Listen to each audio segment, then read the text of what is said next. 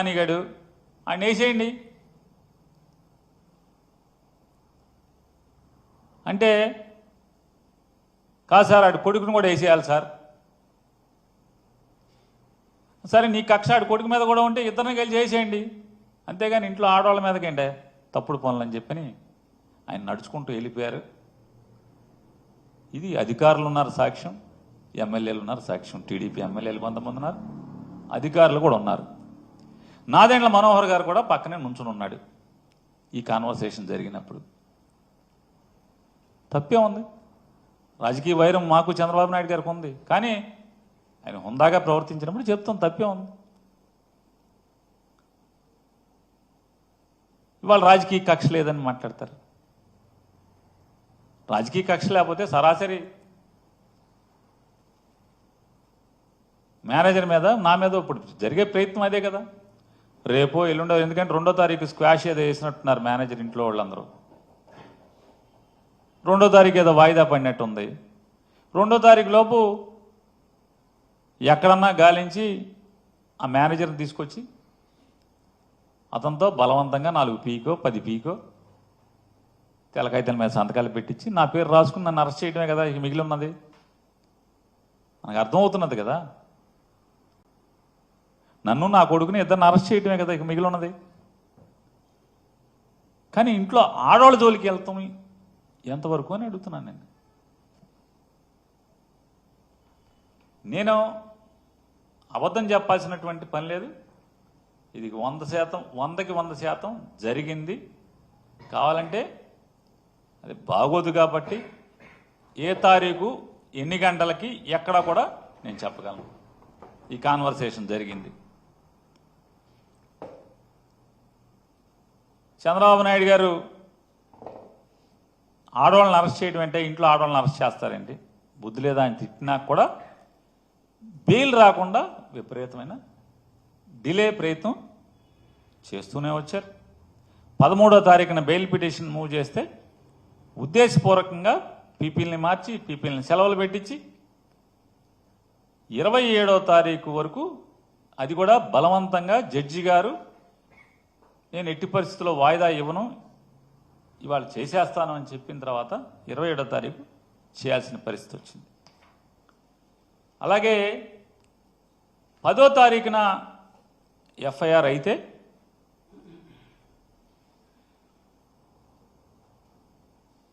ఏం చేయాలి?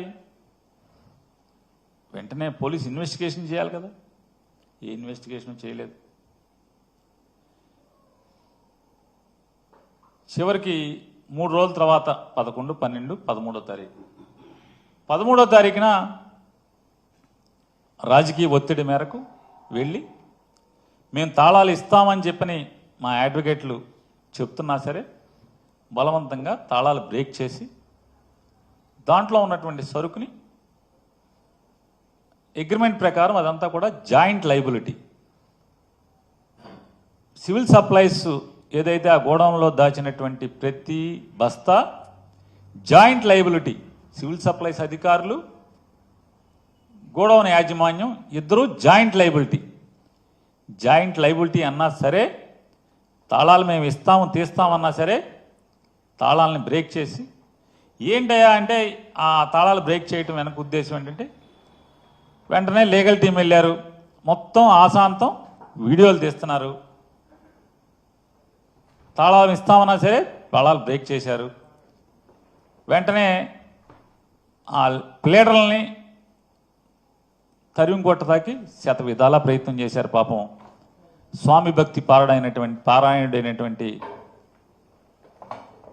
Investigation officer గారు, సర్కిల్ ఇన్స్పెక్టర్ గారు ఎంత బెదిరించినా అదిరిచ్చినా ప్లేడర్లు మాత్రం మా పని మేము చేస్తాం, నీవు ఇష్టారాజ్యంగా చట్టవిరుద్ధంగా అగ్రిమెంట్కి విరుద్ధంగా మీరు తాళాలు బ్రేక్ చేస్తారు కాబట్టి స్టాక్ మాకు నువ్వు ఇక్కడ ఏం చేస్తావో అని మాకు భయంగా ఉందని చెప్పని నీ దురుద్దేశం, నువ్వు పొలిటికల్ ఒత్తిడి. ఎందుకంటే మాట మాటికి ఫోన్ వస్తుంది, పక్కెళ్ళి మాట్లాడుతున్నాడు, ఫోన్ వస్తుంది పక్కెళ్ళి మాట్లాడుతున్నాడు.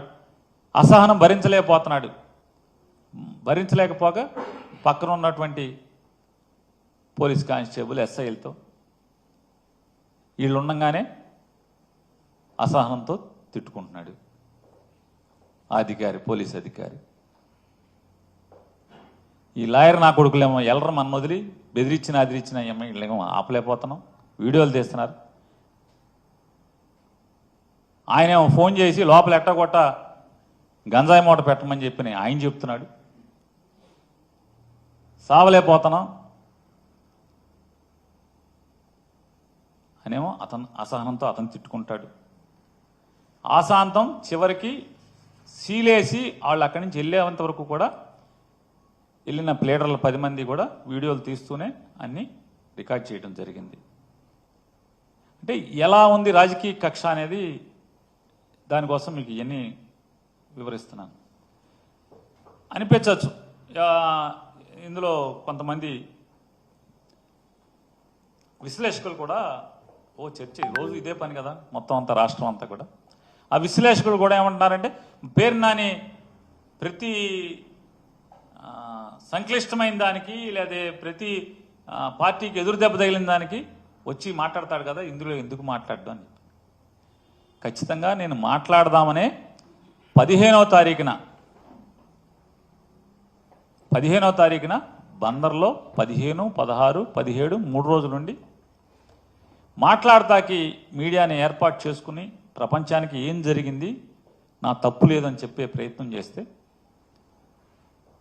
నా భార్యకి బెయిల్ ఆర్గ్యూ చేస్తున్నటువంటి కేసు టేకప్ చేసినటువంటి అడ్వకేట్లు నా దగ్గరికి వచ్చి కోర్టులో బెయిల్ ఆర్గ్యుమెంట్స్ ఇంకా అవ్వకుండా నువ్వు మాట్లాడితే రేపొద్దున కోర్టుని బెంచ్ని ఇన్ఫ్లుయెన్స్ చేస్తానికి మాట్లాడుతున్నాడు ఇదంతా కూడా అని చెప్పని వాళ్ళు వాదించడానికి అవకాశం ఉంటుంది. నువ్వు మాట్లాడద్దు బెయిల్ ఆర్గ్యుమెంట్స్ అయ్యే వరకు అని చెప్పని నాతో గట్టిగా వాదన చేశారు. నేను కూడా వారికి చెప్పాను, ఇప్పటికే రాజకీయంగా కక్ష సాధింపుతో శీలాన్ని హననం చేసే కార్యక్రమం పెద్ద ఎత్తున జరుగుతుంది, నేను మాట్లాడాల్సిందే అని చెప్పని అంటే మీరు ఒకటే వాళ్ళు నిర్ణయించుకోవాల్సింది ఉంది, మీ భార్యకి బెయిల్ ముఖ్యమా నీ రాజకీయ శీలం కాపాడుకోవడం ముఖ్యమా అనేది నువ్వు డిసైడ్ చేసుకోమని చెప్పని లీడర్లు గట్టిగా నాతో చెప్పిన దాని మీద 30 ఏళ్ళుగా నన్ను నమ్ముకుని నా ఇంటికి అడుగుపెట్టినటువంటి నా ఇంటి ఇల్లాలకి ఆవిడ ఏ రోజు రాజకీయాల్లోకి తొంగి కూడా చూడనటువంటి దేవుడు పూజలు తప్పితే మరొక వ్యాపకం కూడా లేనటువంటి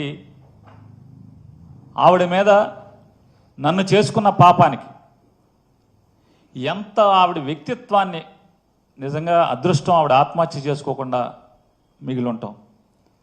ఎంత నీచంగా ఆవిడ క్యారెక్టర్ని అసాసిన్ చేస్తూ నేను ఇవాళ ప్రెస్ మీట్ పెట్టానంటే రాత్రికో పొద్దున్నే టీడీపీ జనసేన అఫీషియల్ వాళ్ళ తరపున వకాల్తా పుచ్చుకుని మాట్లాడే యూట్యూబర్స్ ఎంత అసభ్య పదజాలంతో ఎంత అసహ్యంగా ఆవిడ గురించి పోస్టులు పెట్టేవాళ్ళు అంటే రాజకీయాల్లోకి వచ్చాక ఇంత అసహ్యంగా దిగజారిన పరిస్థితులు. అంటే వైఎస్ఆర్ కాంగ్రెస్ పార్టీ నుంచి ఈడు గట్టిగా మాట్లాడుతున్నాడు కాబట్టి ఈయన్ని కొంగదీయాలంటే ఇంట్లో వాళ్ళని అటాక్ చేస్తే ఇటు మాంతాడనేది ఎత్తుగడగా ఇంత నీచంగా ఉన్న పరిస్థితుల్లో అంటే ఆవిడకి ఏమి ఇచ్చాను అంటే మా గురించి కుటుంబం గురించి నా భార్య గురించి తెలవనోడు ఏం మాట్లాడుకుంటాడు, ఏమని మాట్లాడుకుంటారు? నిజమే యూట్యూబ్లో వస్తే అంతే కదా, నిజమేమోనే కదా. చివరికి ఆవిడ నన్ను చేసుకున్న పాపానికి చివరికి ఆ కళంకం, ఆ నిందలు, ఆ బురద కూడా అంటే ఈ దిక్కుమాలిన రాజకీయాల్లో నేను తిరగటం వల్ల ఆ రకంగా చేసి ఇవాళ నా మీద కక్ష సాధింపుతో అంటే నా మీద కక్ష సాధింపు ఎందుకని నేను అంటున్నానంటే సివిల్ సప్లైస్ డిపార్ట్మెంట్లో